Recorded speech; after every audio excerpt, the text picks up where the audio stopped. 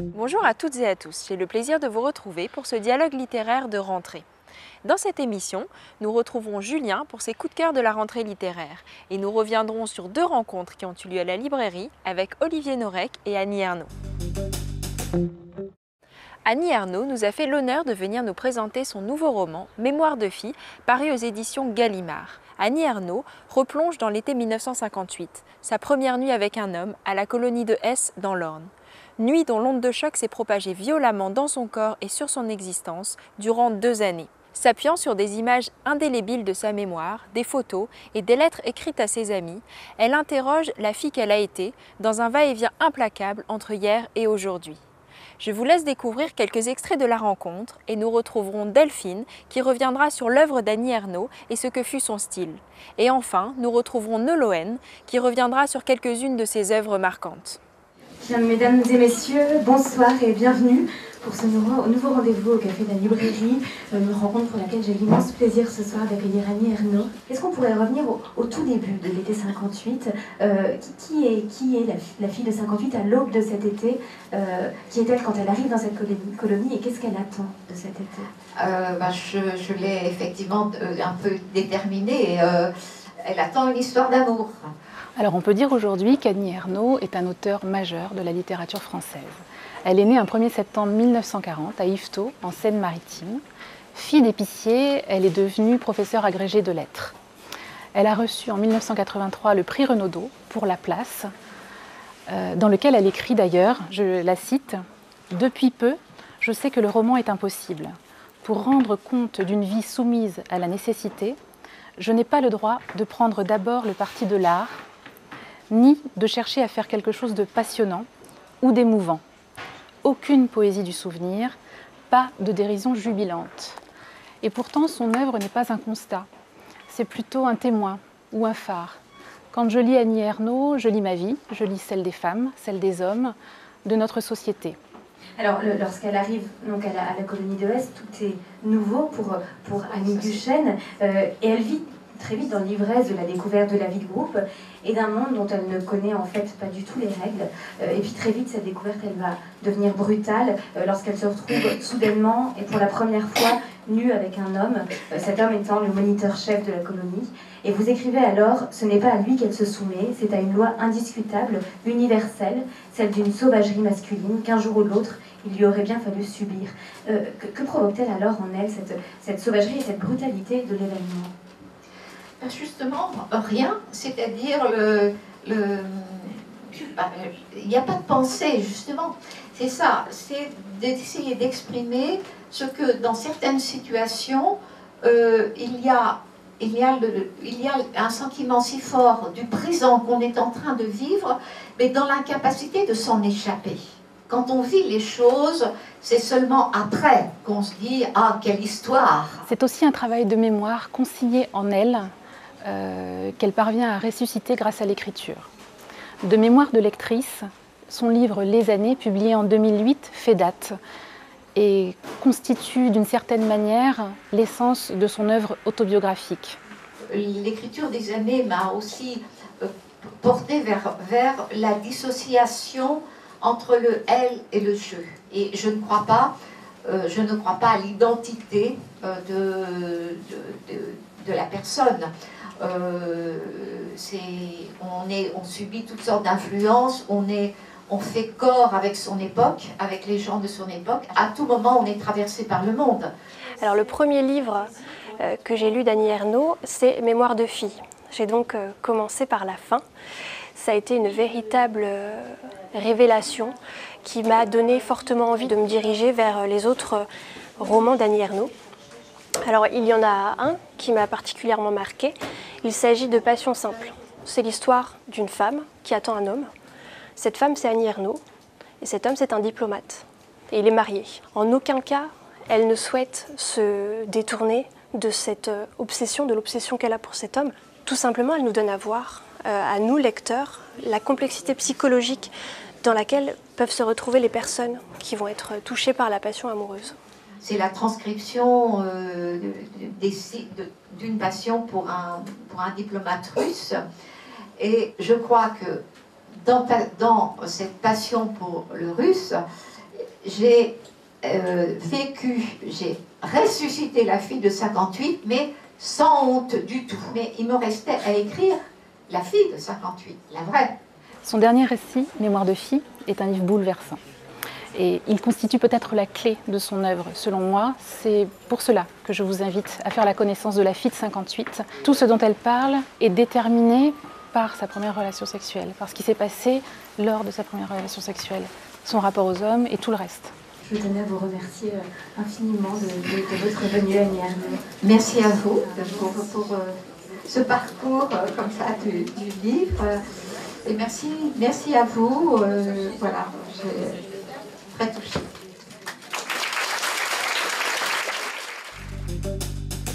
Olivier Norek est venu nous présenter son nouveau roman Sur tension, paru aux éditions Michel Lafon. Des âmes perdues, des meurtres par amour, des flics en anges déchus. La rédemption passe parfois par la vengeance. Pour la fin de sa trilogie sur les enquêtes du capitaine Coste, Olivier Norek pousse ses personnages jusqu'à leur point de rupture. Et lorsqu'on menace un membre de son équipe, le capitaine Coste embrasse ses démons. Retrouvons tout de suite Olivier Norek au micro d'Anaïk. Olivier Norek, bonjour. Bonjour. Vous êtes lieutenant en police judiciaire dans le 93 depuis 17 ans. Vous êtes venu nous présenter votre nouveau polar, Sur tension, qui vient de paraître aux éditions Michel Lafon. Dans Code 93 et Territoire, nous avons fait la connaissance avec le capitaine Victor Coste, qui encadre une équipe de confiance. Ils interviennent sur trafic de drogue, crimes, mœurs, dans les arcanes politiques, et il n'est pas rare qu'ils agissent en dehors des clous. Pouvez-vous nous dévoiler quelques éléments de cette nouvelle intrigue Sur tension? Dans Sur tension, ils vont encore un petit peu toucher à tout, effectivement. Mais en fin de compte, il faut d'abord que l'infraction soit en rapport avec la criminelle.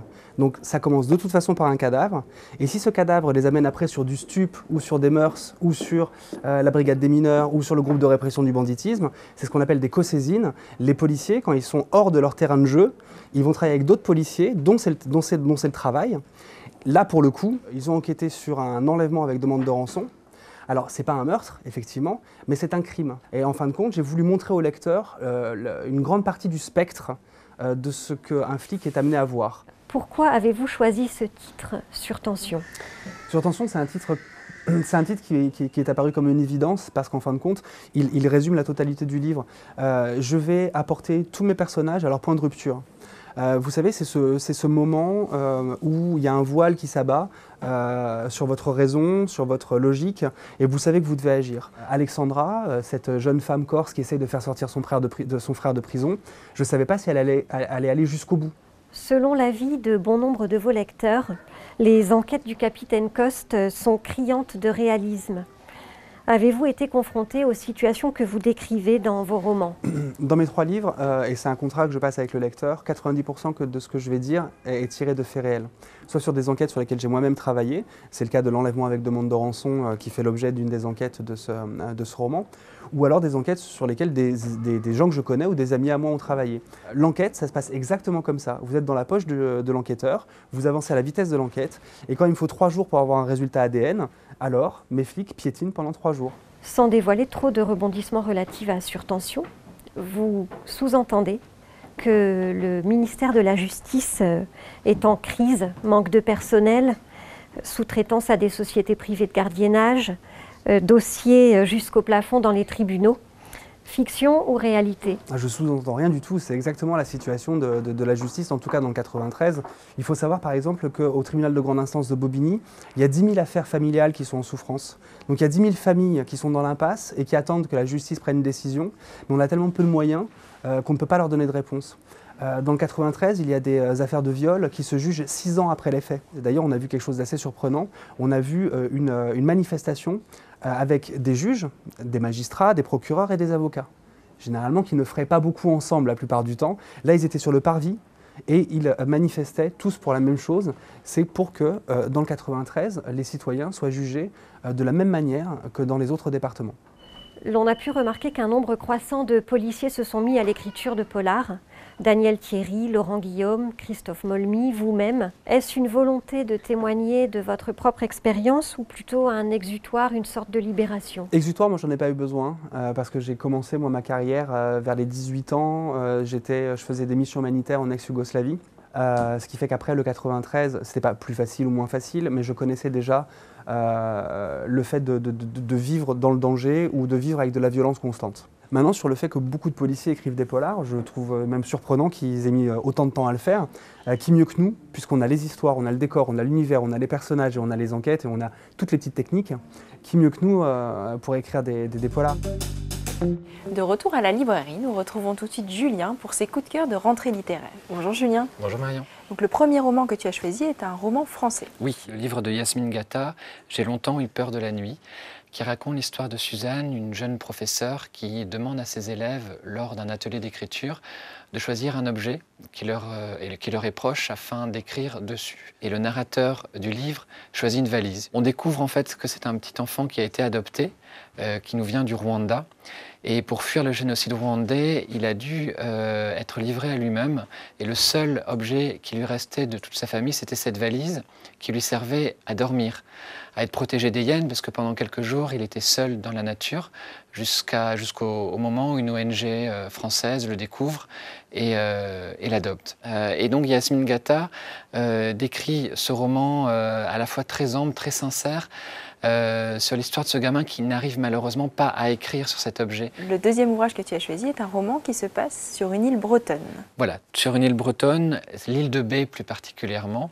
Alors on se doute que ça puisse être l'île de Bas. Et c'est l'histoire d'Henri, un jeune homme peintre qui débarque sur cette île durant 24 heures à la recherche de cette femme qu'il a aimée, qui s'est isolée sur cette île. Et pendant 24 heures, il nous décrit cette ambiance insulaire assez particulière où tout le monde se connaît, où les gens s'épient les uns les autres. Et donc un étranger arrive, voilà, on se pose des questions. Et le dernier roman que tu as aimé est un roman étranger écrit par une auteure d'origine camerounaise. Imbolo Mwembe, Voici venir les rêveurs aux éditions Belfond. C'est l'histoire assez classique au départ d'un homme d'origine camerounaise qui arrive aux États-Unis. Il trouve un travail en tant que chauffeur pour une riche famille américaine.